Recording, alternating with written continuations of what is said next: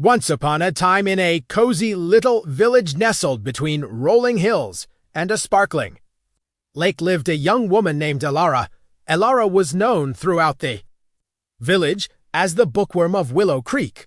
She had a heart as big as the sun and a determination that burned as bright as the stars.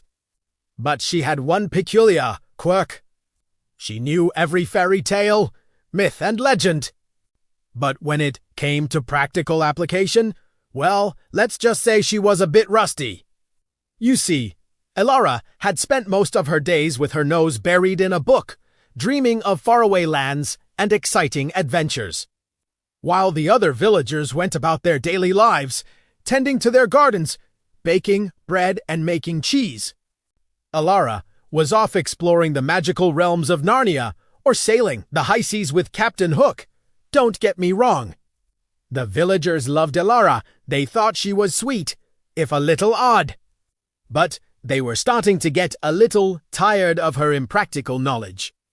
"Elara, dear," said Mrs. Hawthorne, the village elder, one day, "you're a bright and lovely girl, but you've got to stop daydreaming and start being practical. How are you ever gone? Now find a good husband and settle down if you can't even make a decent pie." Elara blushed, knowing Mrs. Hawthorne was right. She wanted more than anything to be a good, contributing member of society. She just didn't know where to start. Then one day, while strolling through the village square, Elara saw a tattered old book lying on a shelf outside the bakery. The cover had fallen off, revealing the faded words, "The Complete Guide to Practical Magic." Intrigued, Elara purchased the book and raced home. Maybe, just maybe, this was the answer to her prayers. As the weeks went by, Elara devoured the book, learning everything from basic spells and potions to more complex enchantments.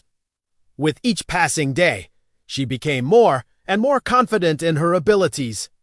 Soon, she was using her magic to help out around the village.